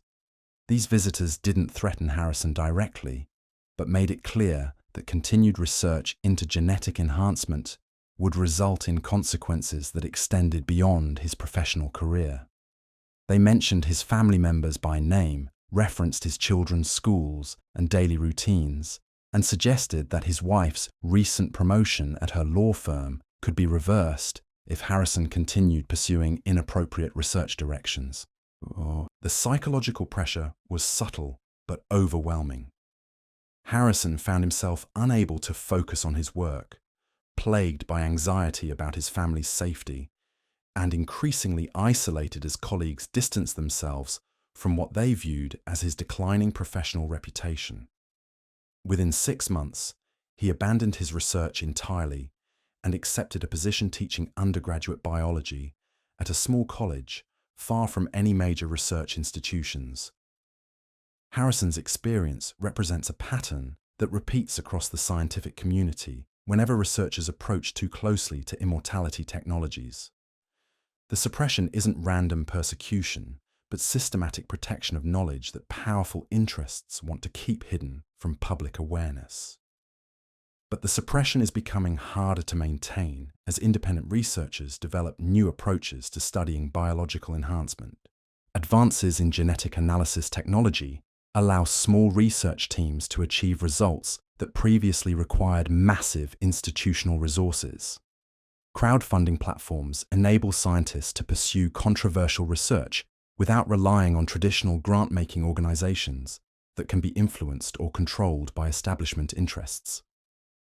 Most significantly, international collaboration through encrypted networks allows researchers to share data and coordinate investigations across national boundaries, making it much more difficult for any single authority to suppress emerging discoveries. Scientists in different countries are beginning to piece together a comprehensive picture of human enhancement technologies by combining their individual findings into a collective understanding that no single institution can control. This collaborative approach has revealed disturbing patterns in the distribution of enhanced individuals across global populations. Rather than random occurrences, the genetic modifications appear to follow specific demographic and geographical patterns that suggest systematic implementation according to predetermined criteria. Enhanced individuals are disproportionately concentrated in urban areas with high concentrations of financial and technological industries. They appear more frequently among populations with higher education levels and professional occupations that require long-term strategic thinking. Most tellingly, they cluster within social networks that include multiple generations of families with historical connections to banking, technology, pharmaceutical, and political leadership roles. The clustering isn't coincidental, but represents careful selection of individuals whose enhanced longevity would provide maximum benefit to whatever agenda guides the enhancement programs. These aren't random experiments, but strategic investments in human resources that will yield returns across extended timescales. The selection criteria appear to prioritize individuals who can contribute to technological development, financial management, and social control systems over multiple centuries rather than normal human lifespans. Enhanced individuals are being positioned to accumulate knowledge, resources, and influence that would be impossible within standard biological limitations. But the most chilling aspect of this selection process is what it reveals about the planner's timeline and objectives. The enhanced individuals aren't being prepared for gradual integration into existing social systems, but for managing human populations during a period of unprecedented disruption and transformation. Economic models developed by enhanced individuals focus on resource management strategies that assume dramatic population changes and social restructuring over the next several decades. Political analyses produced by these networks discuss governance systems designed for societies where significant portions of the population have extended lifespans while others maintain normal mortality patterns. Educational curricula being developed within enhanced networks emphasize psychological conditioning techniques for managing populations with mixed longevity characteristics. The materials describe methods for maintaining social stability when biological inequality creates fundamental divisions between different classes of human beings. These preparations aren't theoretical exercises, but practical planning for managing societies where immortality becomes a tool of social stratification. The enhanced individuals are being prepared to serve as permanent ruling classes that maintain control over mortal populations through biological advantages that cannot be overcome through traditional means of social mobility. The implications extend far beyond individual enhancement to encompass the complete restructuring of human civilization around biological inequality. Democratic institutions become meaningless when some individuals can accumulate centuries of political experience, while others have only decades. Economic systems collapse when some participants can plan and invest across multiple lifetimes, while others face the constraints of normal mortality. Most fundamentally, the concept of human equality becomes impossible to maintain when biological capabilities vary so dramatically between different population segments. Enhanced individuals don't just live longer, but develop cognitive capabilities, emotional stability, and strategic thinking abilities that exceed anything possible within normal human biology. The psychological differences become more pronounced over time, as enhanced individuals accumulate experiences and knowledge that mortal humans cannot match. What begins as biological advantage evolves into fundamental differences in consciousness, perspective, and capability that create unbridgeable gaps between enhanced and unenhanced populations. These differences explain why historical accounts of immortal beings consistently describe them as emotionally detached from normal human concerns. It's not a side effect of the enhancement process, but an inevitable consequence of existing outside the biological and psychological constraints that shape mortal experience. Enhanced individuals must develop entirely different frameworks for understanding identity, relationships, and purpose that can function across extended timescales. Normal human psychology, evolved for limited lifespans, becomes dysfunctional when stretched across centuries or millennia. The adaptation process involves abandoning many characteristics that define human nature. The urgency that drives creativity, the emotional intensity that enables deep relationships, the acceptance of mortality that gives life meaning. Enhanced individuals become something different from human, something that might be superior in terms of capabilities, but fundamentally alien in terms of experience and motivation. This transformation explains why immortality technologies have remained hidden despite their obvious benefits. Enhanced beings don't share these technologies with normal humans because they no longer identify with human interests or concerns. They view mortal populations as resources to be managed rather than communities to be served. The current acceleration of enhancement programs suggests that this management system is approaching full implementation. The surveillance technologies, genetic databases, and social control mechanisms represent the infrastructure necessary for permanent biological hierarchy. Once established, this system would be virtually impossible to overthrow because the enhanced rulers would have unlimited time to refine their control methods, while mortal populations remain trapped within biological limitations. But the system isn't complete yet, and there may still be opportunities for alternative outcomes. The underground research networks developing independent enhancement technologies represent potential paths toward more equitable distribution of immortality capabilities. However, these networks face challenges that extend far beyond technical difficulties. They must solve not just the biological problems of life extension, but the social and psychological challenges of creating sustainable communities of enhanced individuals who maintain connection to human values and concerns. The psychological support systems required for healthy immortal existence are as complex as the biological enhancement protocols themselves. Without proper preparation and ongoing community support, enhanced individuals risk the same emotional detachment and loss of humanity that characterizes the establishment immortal networks. Successfully democratizing immortality requires developing enhancement protocols that preserve human psychological characteristics while extending biological capabilities. This means creating immortality technologies that enhance rather than replace human nature, that extend life without destroying the emotional and spiritual qualities that make life worth living. The underground networks are experimenting with enhancement approaches that integrate biological modification with psychological and spiritual development practices designed to maintain human connectivity across extended lifespans. These holistic approaches show promise for creating enhanced individuals who remain emotionally engaged with human welfare rather than becoming detached observers of mortal affairs. But developing these alternative approaches requires time, resources, and collaboration opportunities that may not remain available much longer. The establishment's surveillance systems are becoming increasingly sophisticated at detecting and disrupting independent research efforts.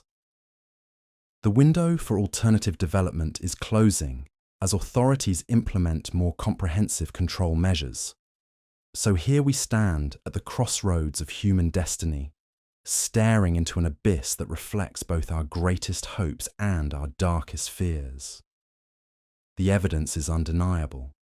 The timeline is accelerating, and the choices before us will determine whether immortality becomes humanity's liberation or its final enslavement. The ancient civilizations didn't just dream of conquering death, they achieved it, and now their secrets are being weaponized by those who would divide our species forever. The countdown has begun, the pieces are in motion, and somewhere in laboratories hidden from your sight, the final preparations for humanity's most radical transformation are nearing completion. The only question that remains is this: when the veil finally drops and the immortals emerge from the shadows, will you be ready to claim your place in the future they're creating? Or will you watch from the sidelines as a new chapter in human evolution unfolds without you?